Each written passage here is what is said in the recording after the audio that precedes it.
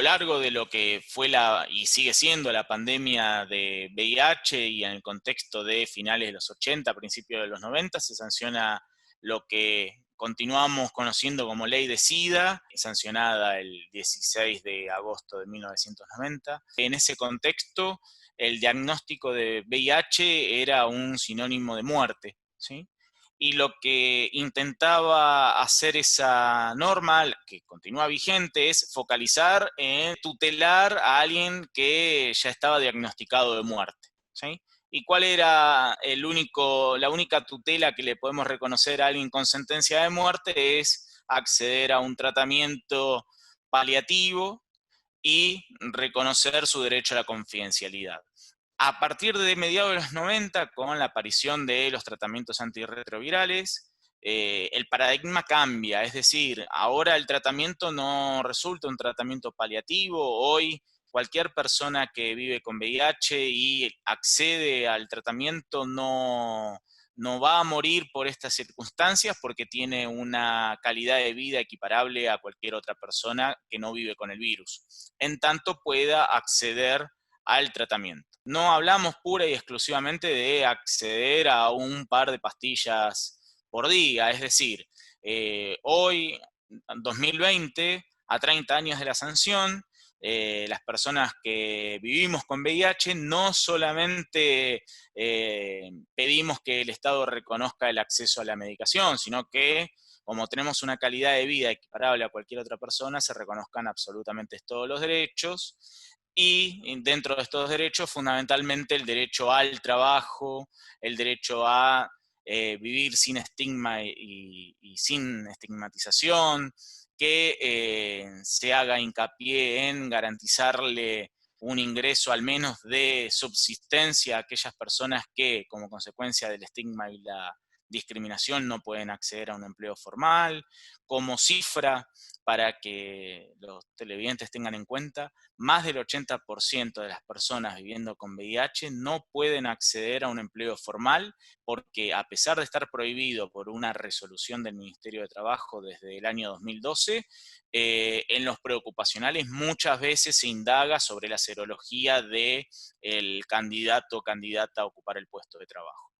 Entonces, la falta de acceso al trabajo impacta en otros derechos, principalmente en el derecho a la salud, porque como bien sabemos, para tener un acceso a la salud mejor que el que brinda el sistema público de salud, uno lo adquiere a través del sistema de obras sociales o de prepagas. Y si uno no tiene empleo formal, no tiene obra social.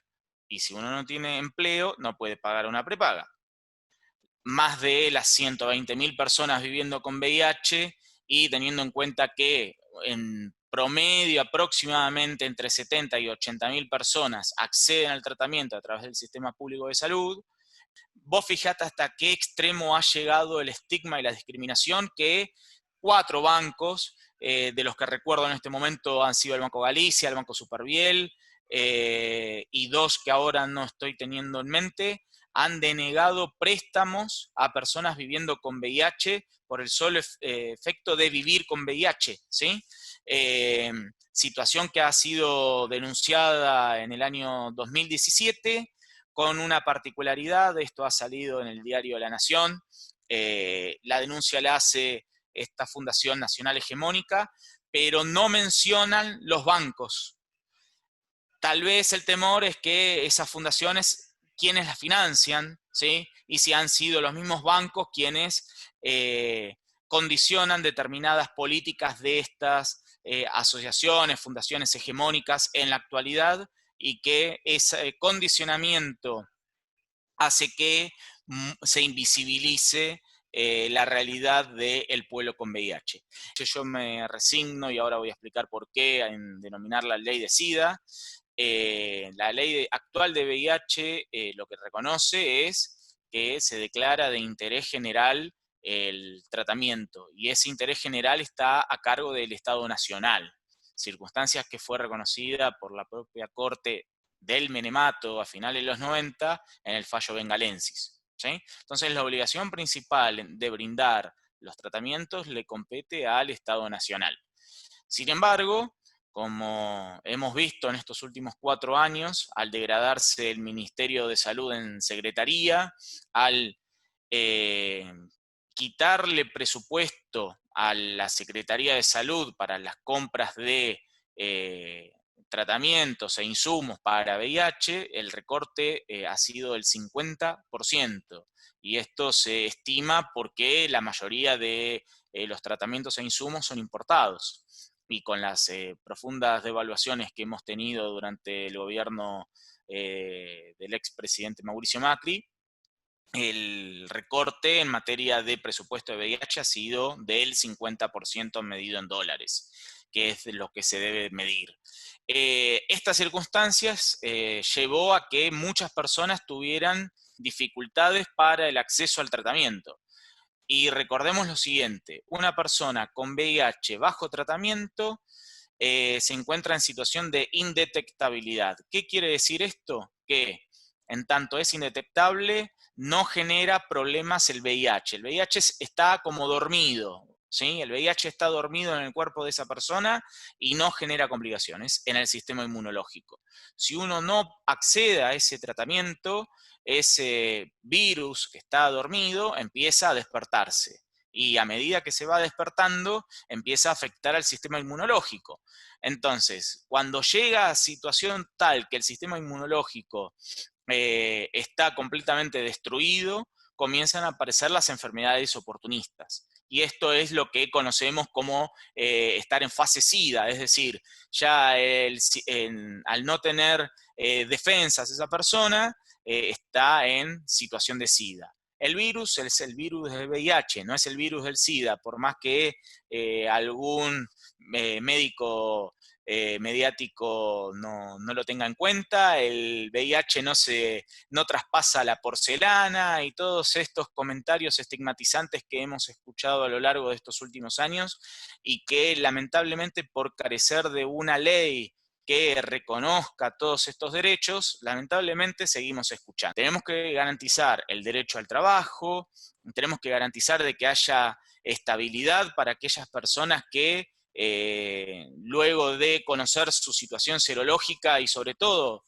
que la conozca su empleador, lo despide únicamente por ser una persona que tiene un virus, ¿sí?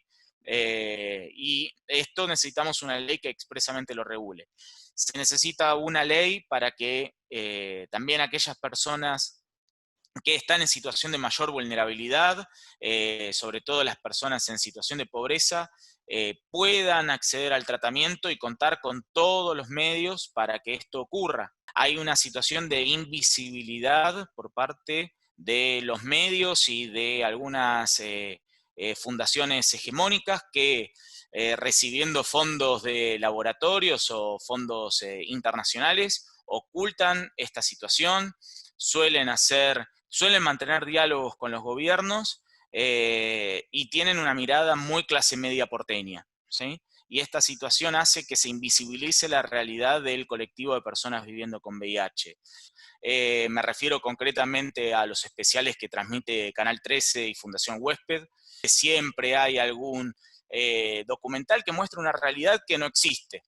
La realidad que se muestra es de una persona clase media que a pesar de vivir con el virus está feliz, alegre, no sufre estigma, no sufre discriminación, no se habla del tratamiento y sin embargo ese porcentaje es menor, muchísimo menor, porque el 80% de las personas que vivimos con VIH, el 80% accede al tratamiento a través del sistema público de salud y tiene serios problemas para el acceso al trabajo.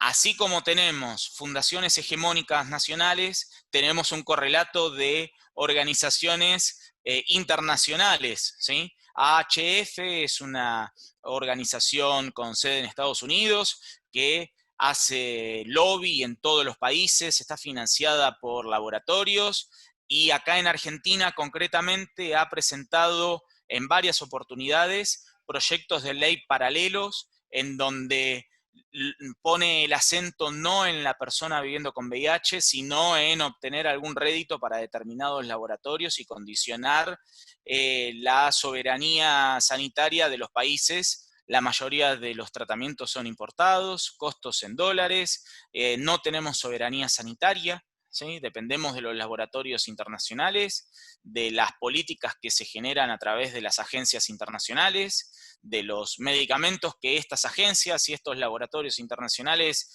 promueven, y acá en Argentina no tenemos laboratorios que puedan proveer a un costo sustancialmente menor los tratamientos que el pueblo con VIH necesita. Tal vez en este contexto de pandemia de coronavirus sepamos entender la importancia de tener soberanía sanitaria, la importancia de invertir en tecnología y ciencia. Entre el periodo 2016 y 2019, ya teniendo un proyecto consensuado de ley entre más de 60 organizaciones que trabajan con la temática, con el acompañamiento de ONU-SIDA, de la Organización Panamericana de la Salud. Se había elaborado un proyecto más o menos consensuado y estuvo literalmente cajoneado por responsabilidad política de Daniel Lipovetsky y de Luciano Laspina, que en ese entonces eran los quienes estaban a cargo de la Comisión de Presupuesto General y la Comisión de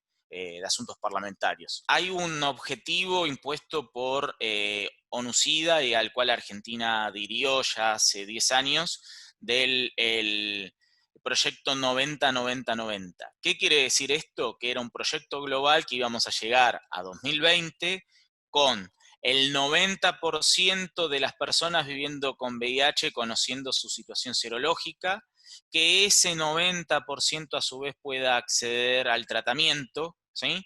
Y esto hacía que, o haría que, como una persona estando en situación de indetectabilidad no transmite el virus, es decir, uno podría mantener relaciones sexuales con otra persona sin protección, estando en situación de indetectabilidad y no transmite el virus, ¿sí?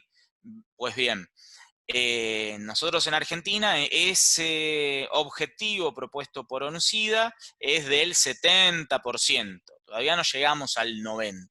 ¿Sí? Entonces, el 90-90-90 todavía en Argentina no lo logramos. Sí, en comparación a otros países de la región, estamos un poco mejor.